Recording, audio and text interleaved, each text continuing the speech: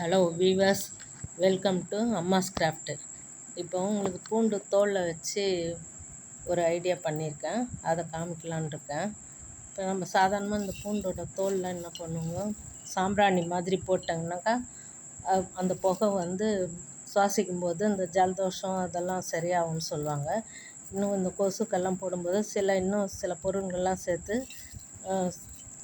சாம்பிராணி போடுற மாதிரி தணலில் போட்டு வீட்டில் புகை காட்டுவாங்க.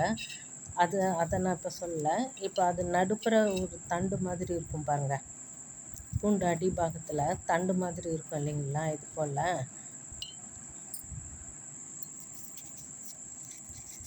இந்த முழு பூண்டில் இருக்குது பாருங்கள், இந்தங்க நடுப்புற இருக்குது இல்லைங்களா, இந்த பாகத்தை தான் நான் இப்போ எடுத்துருக்கேன். இந்த உள்ளே இருக்குது மேலே இருக்கிற அந்த பூண்டோட பற்கள்லாம் சமையலுக்கு எடுத்துட்ட பிறகு இது போல் தண்டுங்க இருக்கும்.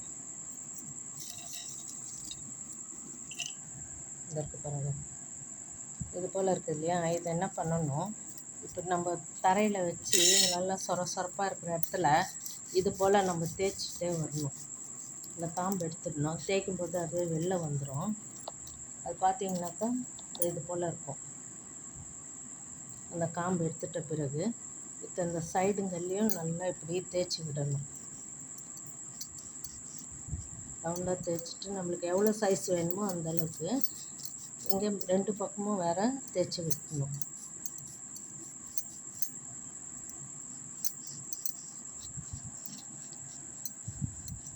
இது போல் தேய்க்கும்போது உங்களுக்கு இது இருக்குது பாருங்கள், இது போல் சின்ன சைஸாக வரும். இதை வந்து நம்ம சுற்றிர சீசரில் கட் பண்ணிடலாம். நம்மளுக்கு சின்ன சைஸ் வேணும். எதுக்குனாக்கா நம்ம கம்மல் காதில் போடும்போது அந்த ஹோல்ஸ் பெருசாக இருந்தாக்கா கீழே தொங்குற மாதிரி இருக்கும் இல்லைங்களா, அந்த மாதிரி இருக்கும்போது பின்பக்கம் பிளாஸ்டிக்கில் இப்போல்லாம் போடுறாங்க. முதல்லலாம் இந்த மாதிரி செய்வாங்களாம். அது எப்படின்ட்டு உங்களுக்கு அதை தான் இப்போ சொல்லின்னு இருக்கேன். இந்த பூண்டு மருத்துவ குணம் நிறைஞ்சது தான்.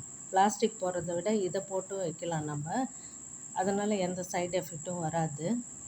இதை செஞ்சு ட்ரை பண்ணி பார்க்கலாம் நீங்கள். இப்போ நான் அது ஒன்று செஞ்சு காட்டுறேன் உங்களுக்கு.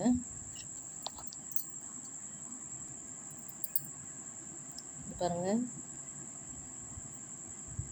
இது போல் ஏற்கனவே சிசரில் நான் கட் பண்ணியிருக்கேன்.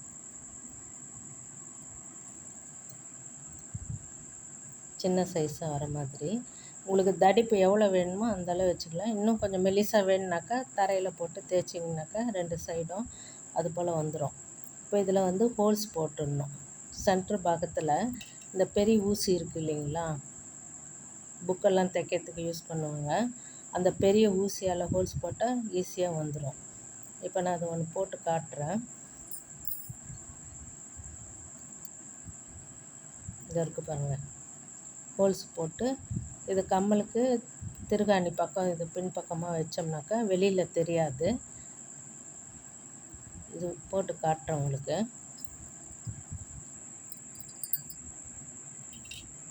பாருங்கள், காதுக்கு பின்னாடி திருகாணி பக்கம் இதை வச்சிட்டோம்னாக்கா காது மறைச்சிக்கும். முன்பக்கம் நம்ம கம்மலை போட்டுக்கலாம். திருகாணி பக்கம் இதை வச்சிடணும்.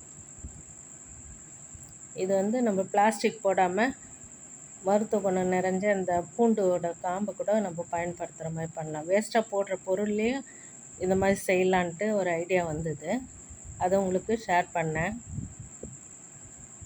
இதை ட்ரை பண்ணி பாருங்கள். உங்களுக்கு பிடிச்சிருந்தா லைக் பண்ணுங்கள், ஷேர் பண்ணுங்கள், சப்ஸ்கிரைப் பண்ணுங்கள். தேங்க்ஸ் ஃபார் வாட்சிங்.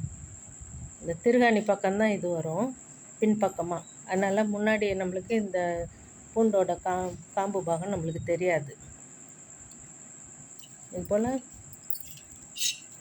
இதை பாருங்கள், இதுதான் இந்த குச்சி மாதிரி இருக்குது காமிச்சேன் இல்லைங்களா, அது தேய்க்கிறது. இது